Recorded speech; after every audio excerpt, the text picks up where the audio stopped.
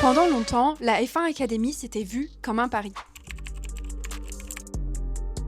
Une bonne idée, un projet nécessaire, mais un petit peu fragile. L'objectif était très clair. Permettre aux femmes de continuer dans le sport auto sans devoir tout arrêter par manque de moyens ou de visibilité. Et honnêtement, au début, on aurait pu se demander si ça irait plus loin que ça. Aujourd'hui, je trouve que quelque chose a totalement changé, parce qu'il y a enfin du concret derrière. On voit des pilotes gagner la F1 Academy, et surtout continuer leur carrière après. On voit par exemple Doriane Pain, championne de la F1 Academy, qui intègre aujourd'hui un programme de développement chez Mercedes. Et ça, pour moi, c'est un vrai signal. Ça veut dire que ce championnat ne sert pas juste à montrer des pilotes, il sert vraiment à construire des carrières. La F1 Academy, c'est un endroit où on voit des filles apprendre, rouler encore et encore, prendre de l'expérience, se confronter à la pression, et surtout gagner en visibilité. Et cette visibilité, elle va encore franchir un cap en 2026. Parce que la F1 Academy va courir sur 7 Grands Prix de Formule 1, devant le monde entier. Et pour moi, ça change tout. C'est plus un championnat d'à côté. On est sur une vraie étape du sport automobile. Et ce que j'aime le plus dans cette évolution, c'est pas le discours, ce sont les trajectoires. Des pilotes qui ne disparaissent plus après une saison, des pilotes qu'on retrouve dans d'autres championnats, des pilotes qui deviennent de plus en plus crédibles auprès des écuries. À mon sens, la F1 Academy est en train de passer d'un pari nécessaire à un vrai tremplin de carrière. Et si ça continue comme ça, je pense qu'un jour, on n'aura même plus besoin de préciser que c'est pour les femmes. Ce sera juste